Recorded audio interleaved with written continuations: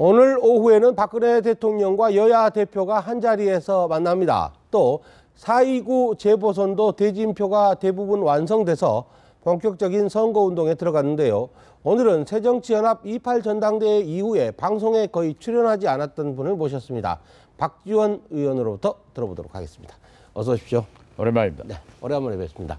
네, 오늘 박 대통령과 여야 대표 회동 오늘 오후 3시에 열리게 되고 새정치연합의 문재인 대표는 대선 이후에 처음 대통령과 만나게 됩니다. 오늘 회동의 의미는 어떻게 봐야 합니까? 글쎄요, 대통령과 여야 대표가 만나는 것 자체가 의미가 있다고 생각합니다.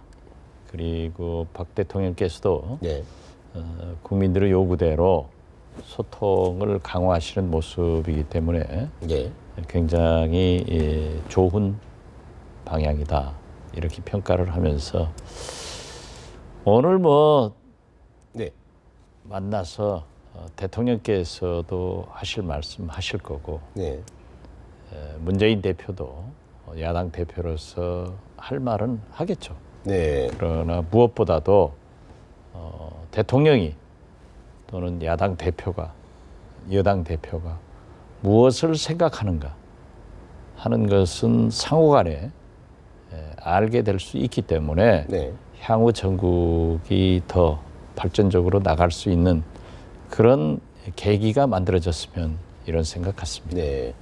지난 금요일인가요? 문재인 대표가 이제 청와대 회동에 앞서서 전직 당대표와 원내대표 박지원 의원님 포함해서요. 한 자리에 모여서 의견을 좀 들으셨다는데 어떤 말씀 해주셨습니까?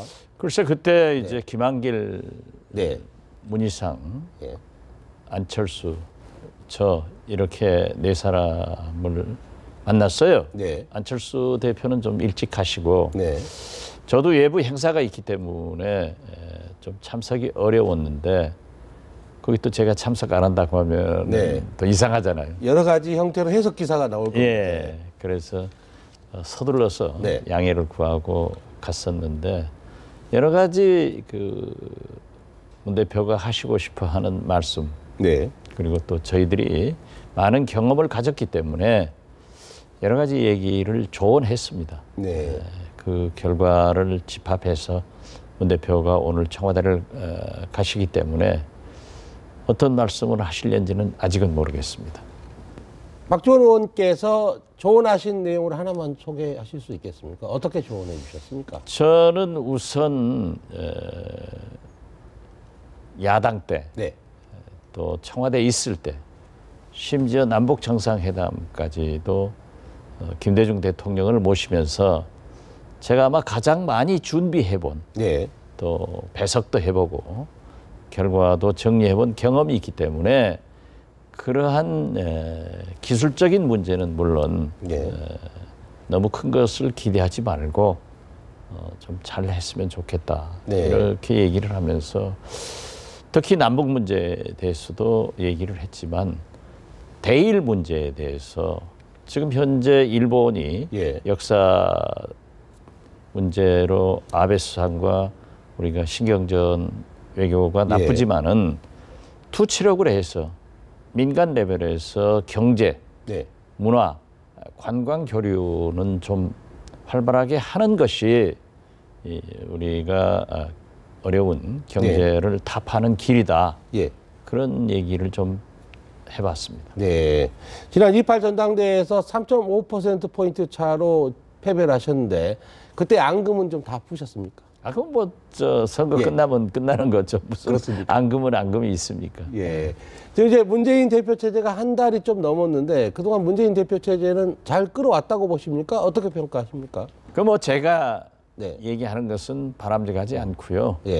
열심히 노력하는 그런 모습을 언론에서도 잘 평가를 하고 있기 때문에 저는 좀 말하지 않는 게 좋죠.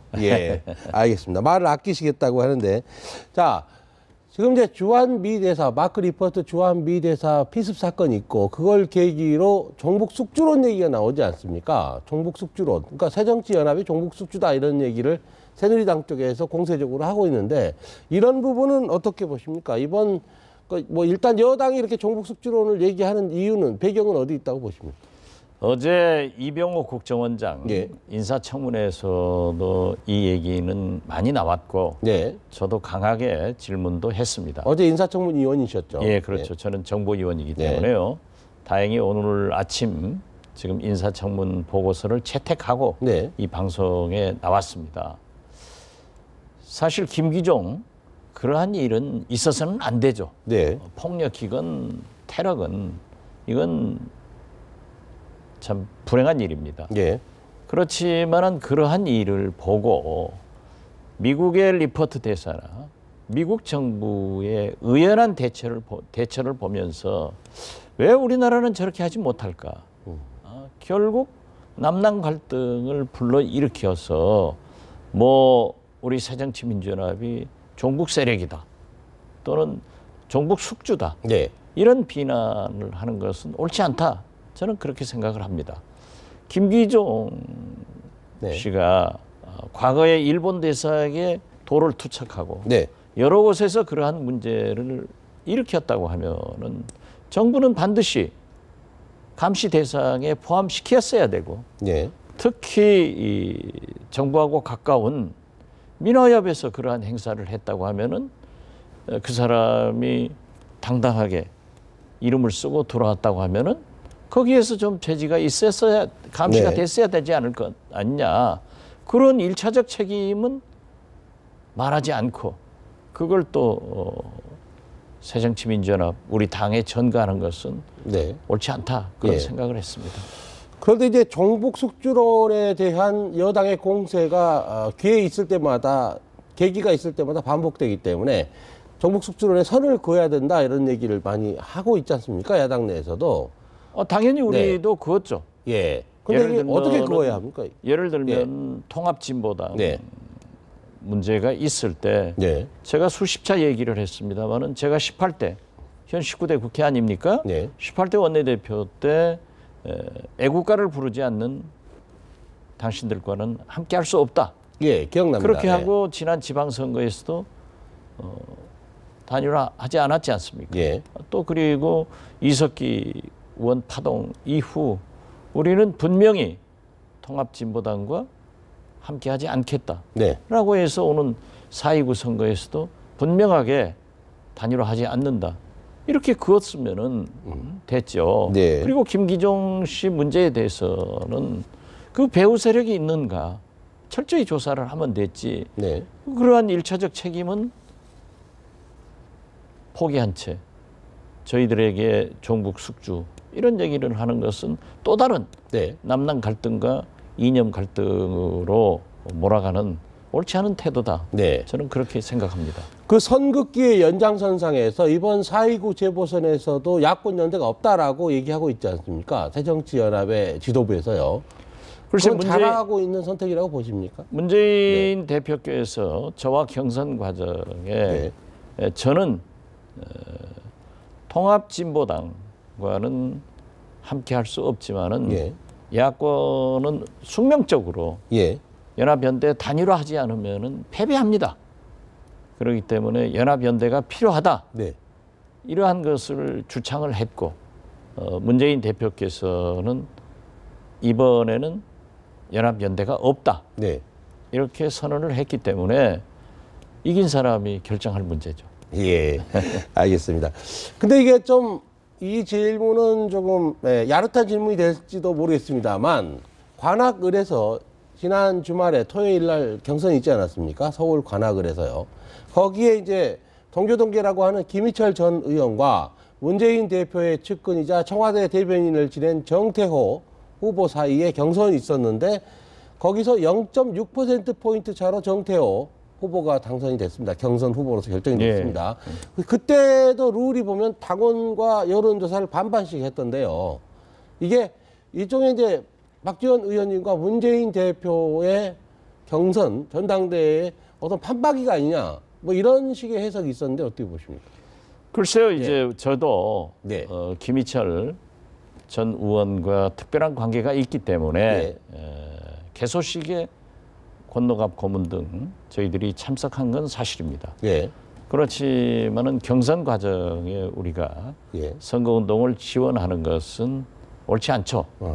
그리고 상대적인 네. 정태호 후보에게도 친노들이 많이 가서 격려를 한 것은 사실입니다. 예. 물론 지금 현재 김희철 전 의원께서 경선 방법에 대해서 좀 이의를 제기하고 있는 것으로 예. 알고 있습니다. 그렇지만은 어떻게 됐든 결과는 당에서 결정하기 때문에 예. 정태호 후보의 간발의 차이로 예. 승리한 것도 승리한 거 아니에요? 그걸 어떻게 하겠어요? 예. 근데 이제 마침 또 형태가 김희철 전 의원이 당원 투표에서 이기고 여론조사에서 져서 0.6%포인트로 종합점수에서 패배했는데 바로 박지원 의원께서도 당심에서 이기고 여론조사에서 그것도 막판에 룰이 바뀌어서 거기에서 졌기 때문에 3.5%포인트 차로 지지 않으셨습니까? 이런 룰은 괜찮다고 보십니까? 계속 앞으로 총선도 이런 식으로 후보를 선출하는 건 어떻다고 보십니까? 글쎄요, 뭐 제가 전당대회 끝나고 나오면서 기자분들에게 나는 승복을 하고 예. 또 기자분들이 룰 변경에 대해서 어떻게 할 것이냐라고 예. 해서 선거 끝났다 이렇게 얘기를 했기 때문에 예. 모든 건 끝난 겁니다. 아, 알겠습니다. 앞으로 네.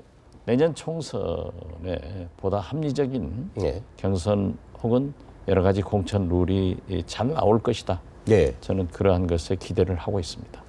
그러면요, 광주 서구을도 이번에 재보선에서 가장 관심을 모으는 것인데, 특히 천정배 전 법무장관이 탈당해서 무소속으로 나서지 않았습니까? 근데 이 천정배 전 법무장관이 나섰을 때는 뭔가 호남 민심에 변화가 있다 이렇게 보고서 판단하고서 나섰을 텐데, 박지원 의원님께서는 어떻게 보십니까? 글쎄요, 마치 네. 지금 오늘 네.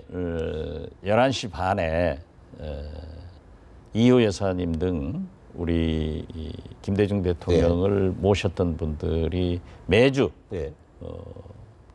화요일 현충원 김대중 대통령 묘소를 참배를 합니다. 네. 5년간 계속 예. 해오고 있는데요. 물론 저는 뭐 국회 일정상 잘 나가지 않습니다만은 오늘 천정배 네. 전 장관이 함께 참배를 한다. 아, 예. 이런 연락을 받았습니다. 아, 그렇군요. 예. 예. 그래서 아마 오늘 거기 가시는 것으로 알고 있습니다만은 네. 지금 우리가 손학규 전 대표께서 정계를 은퇴하고 네. 정동영 장관, 천정배 장관 이렇게 탈당을 하니까 네. 우리 새정치민주연합이 총선 승리와 정권 교체를 위해서는 사람이 예. 모이는 당이 돼야 되는데 자꾸 떠나는 예. 당이 되는 것에 대해서는 우리가 크게 고민을 해야 된다. 네. 만약 이런 상태로 이번 4.29 보궐선거에서 어떠한 결과가 나올지 네. 또 내년 총선에 문재인 대표도 이기는 정당을 만들겠다라고 예. 했는데 어떠한 결과가 나올지는 굉장히 의구심이 갑니다. 네.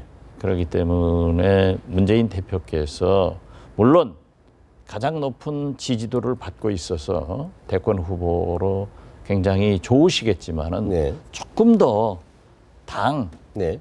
내부를 추스르는데 역할을 좀 더 해주시는 것이 바람직하지 않을까 예. 이런 생각합니다. 지금 방금 언급하신 대로 천정배 전 장관도 탈당을 했고 정동영 상임고문도 탈당을 해서 지금 국민 모임을 주도하고 있습니다.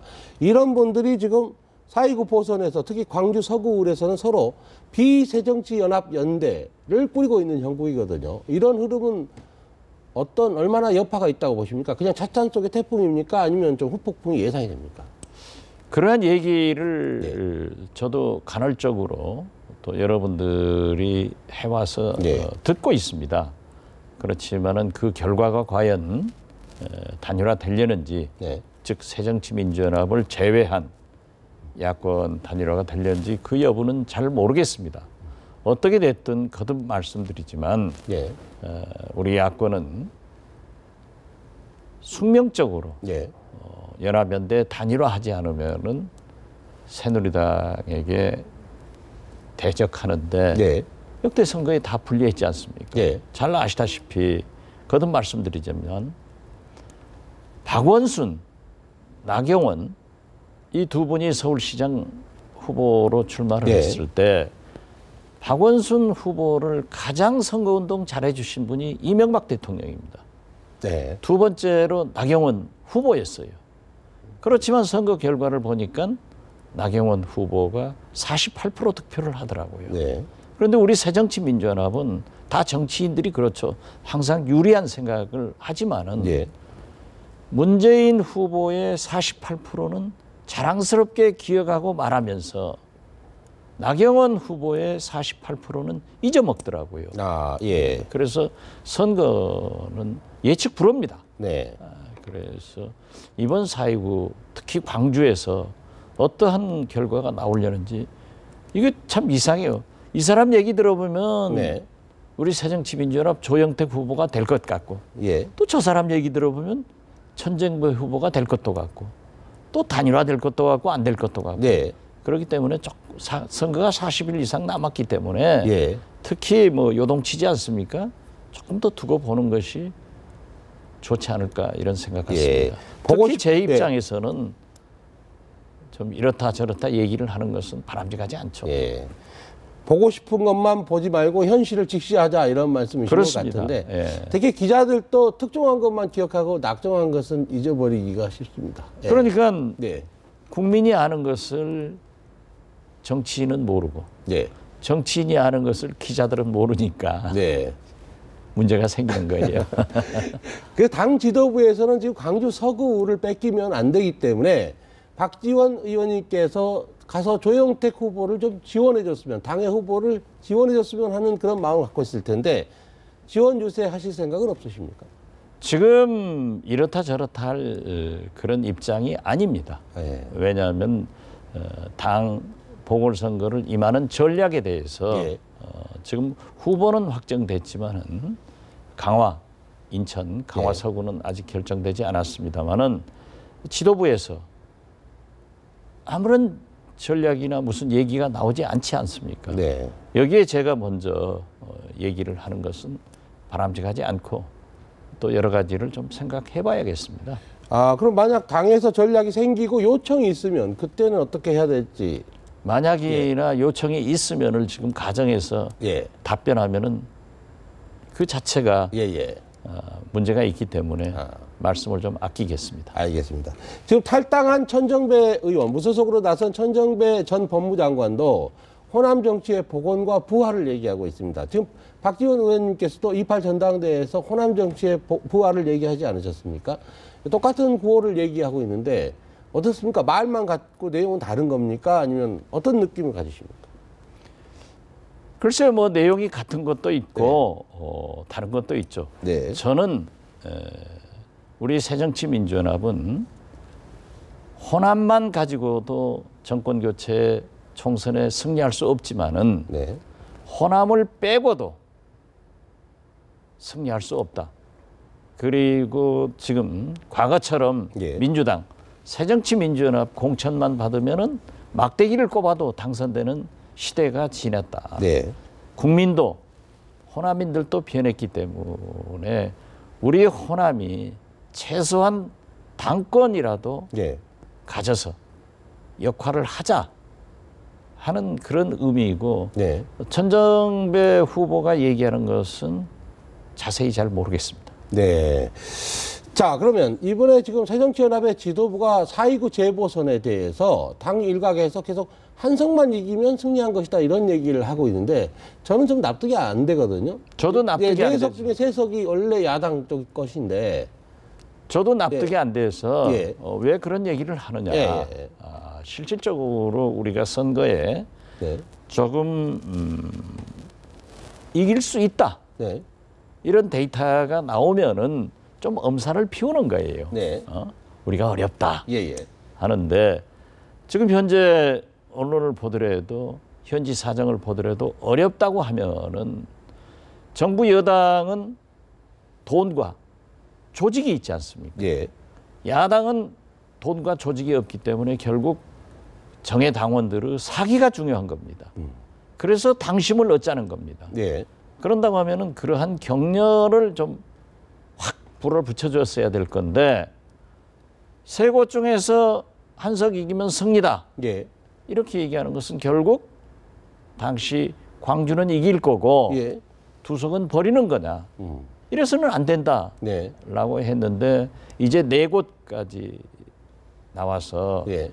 과연 그 결과를 예측할 수 없기 때문에 저 역시 여기서 그러한 말씀을 하는 것은 역시 바람직하지 않네요. 네.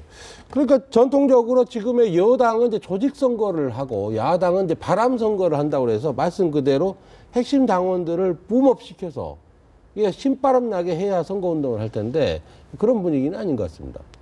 글쎄요, 그러니까 제가 예. 모두에도 말씀드린 게 문재인 대표께서 예. 대선 행보를 강화하는 것도 좋지만은 우선 당심을 좀 얻을 수 있도록 당원들을 추스려 달라. 네. 그래야만이 좀 더 단합하고 네. 잘 되지 않겠느냐 이런 말씀입니다. 예. 자, 이제 또 한 가지 요즘 재밌는 것이 이완구 국무총리가 부패와의 전쟁을 선언하지 않았습니까? 근데 이게 포자방, 포스코와 자원외교와 방산비리 이게 수사를 한다니까 친이계가 발끈하고 있는데 지금 상황은 어떻게 보십니까? 글쎄요, 뭐 좀 친이계가 예. 처음에는 발끈했다가 조금 예, 원래 고개를- 19일 날 만나기로 했다가 예. 취소했습니다. 예. 숙이는 것 같아요. 네. 그런데 지금 집권 3년 차에 예. 이러한 사정정국으로 몰아가는 것 저도 조금 이상하게 생각했어요. 그러나 우리 국민들이 예. 포자방이건 사대강이건 잘못된 건 사실 아니에요. 네. 저는 줄기차게 자원외교나 방산비리나 사대강에 대해서 국정조사와 예. 철저한 수사를 촉구했습니다. 18대 원내대표 때도 그렇게 했고 네. 19대 원내대표 때도 그렇게 했고 예. 또 지난 경선 과정에서도 이건 반드시 해야 된다라고 했습니다. 그렇기 때문에 지금 하는 것을 네. 우리가 반대할 수는 없는 거죠. 네. 또 국민이 굉장히 바라고 있을 겁니다. 그런데 저는 이 집권 3년 차에 이렇게 하기 때문에 네. 혹시라도 정치권에 불고 있는 개헌 네. 문제나 남북 문제의 개선 등 예. 이런 것들이 묻히지 않을까. 묻혀지 않을까. 예. 그래서 저는 철저한 사정을 하되 네. 정치적 목적으로 활용해서는 안 된다. 네. 그리고 정부도 또 청와대도 할 일은 하는 것이 좋다. 이런 예. 생각 같습니다. 철저한 사정을 하되 정치적 목적으로 활용해서는 안 된다. 이 말에 핵심이 있는 것 같습니다. 자, 끝으로요. 어제 이제 이병호 국정원장 후보자 인사청문회에 참석하셨는데 이병호 국정원장 후보자가 정치 개입은 역사의 죄인이 되는 것이다라고 얘기를 강하게 했습니다. 그 의지를 직접 좀 읽으실 수 있겠던가요? 끝으로 드리는 질문입니다. 예, 네. 이병기 예. 현 청와대 비서실장 전 국정원장께서도 어떠한 경우에도 네. 국내 정치 개입을 머릿속에서 지우겠다. 네. 예. 야당이 발견을 못했는지 언론이 발견을 못했는지 국민이 발견을 못했는지 모르지만은 네. 지난 7개월간에는 국정원이 비교적 그러한 일이 없었다고. 크게 드러난 저는 일은 현재까지 없었죠. 없습니다. 예. 네. 그런데 이병호 국정원장 이제 인사청문회가 통과됐으니까 국정원장으로 불러도 네. 되겠습니다. 국정원장도 제가 압니다. 네. 그분이 주로 예. 해외 파트에서 근무를 했고 특히 미국에서 많이 근무를 했기 때문에 네. 국내 정치 문제에 대해서는 조금 선을 그을 것입니다. 네. 그리고 어제 그렇게 분명한 예.